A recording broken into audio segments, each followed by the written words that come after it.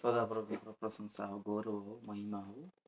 ଖ୍ରୀଷ୍ଟଙ୍କ ଯୁଗରେ ମୋର ସମସ୍ତ ଭାଇ ଭଉଣୀ ସମସ୍ତଙ୍କୁ ମୋର ଖ୍ରୀଷ୍ଟୀୟ ନମସ୍କାର। ଆଜି ଆମେ ମାଥ୍ୟୁ ଲିଖିତ ସୁସମାଚାର 24 ଅଧ୍ୟାୟର 35 ପଦରେ ଏହା ଦେଖିବାକୁ ଚାହୁଁ। ଆକାଶ ଓ ପୃଥିବୀ ଲୋପ ପାଇବ, ମାତ୍ର ମୋହର ବାକ୍ୟ ସମୂହ କଦାପି ଲୋପ ପାଇବ ନାହିଁ। ଏହି ସୁସମାଚାରରେ ଈଶ୍ୱର କହୁଅଛନ୍ତି, ଆକାଶ ପୃଥିବୀ ଲୋପ ପାଇବ, ମାତ୍ର ମୋହର ବାକ୍ୟ ସମୂହ କଦାପି ଲୋପ ପାଇବ ନାହିଁ। ଈଶ୍ୱରଙ୍କର ଅନୁଯାୟୀ ଆଜି ଆମ ଜୀବନରେ ଲୋପ ପାଇବା ଜିନିଷ କ'ଣ ଅଛି, ଲୋପ ନ ପାଇବା ଜିନିଷ କ'ଣ ଅଛି?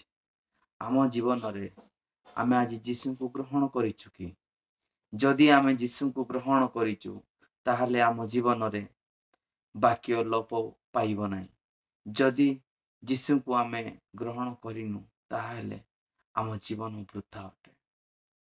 ତେଣୁ ଆଜି ସମସ୍ତେ ଆମେ ଦୃଢ଼ ଭାବେ ପ୍ରତିଜ୍ଞା କରିବା ଯେ ଆମେ ଏହି ବାକ୍ୟ ମାଧ୍ୟମରେ ଈଶ୍ୱରଙ୍କର ପ୍ରଶଂସା, ଗୌରବ, ମହିମା ଦେବା ପାଇଁ ପ୍ରତ୍ୟେକ ସମୟରେ ଈଶ୍ୱରଙ୍କର ଏହି ବାକ୍ୟ ଅନୁସାରେ ଆମେ ଚାଲିବା।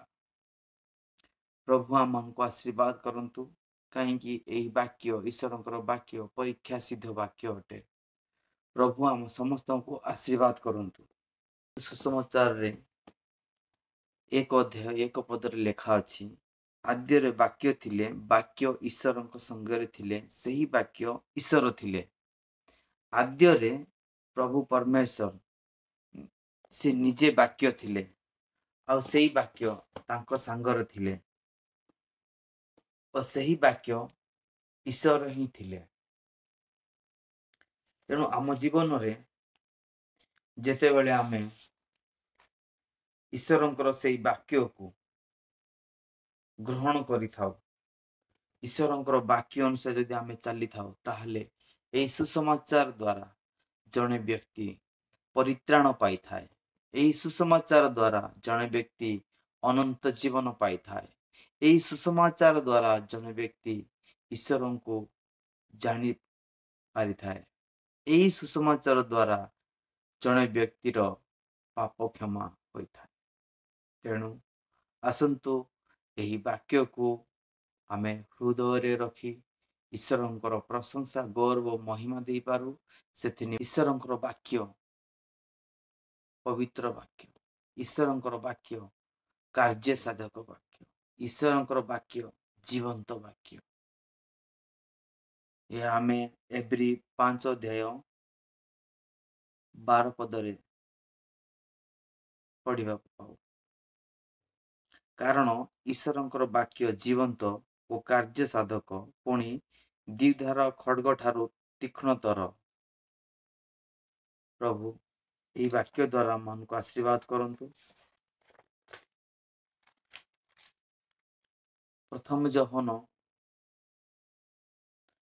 2 ଅଧ୍ୟାୟ 5 ପଦରେ ଏହିଭଳି ଲେଖା ଅଛି, କିନ୍ତୁ ଯେ ତାହାଙ୍କର ବାକ୍ୟ ପାଳନ କରେ, ତାହାଠାରେ ଈଶ୍ୱରଙ୍କର ପ୍ରେମ ପ୍ରକୃତ ରୂପେ ସିଦ୍ଧ ହୋଇଅଛି।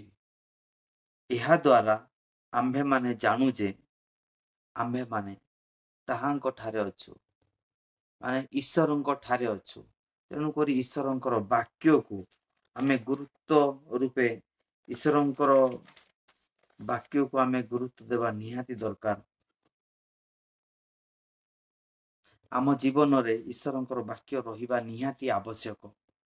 ସବୁଙ୍କର ବାକ୍ୟକୁ ନିଜ ହୃଦୟରେ ସ୍ଥାନ ଦେବା, ଈଶ୍ୱରଙ୍କର ବାକ୍ୟକୁ ନିଜ ହୃଦୟରେ ଧରି ରଖିବା, ଯୀଶୁଙ୍କର ସେହି ଅନନ୍ତ ଜୀବନ ପାଇବା ପାଇଁ ଆମେ ପ୍ରସ୍ତୁତ ହେବା ଏବଂ ଅନନ୍ତ ଜୀବନ ପାଇବା।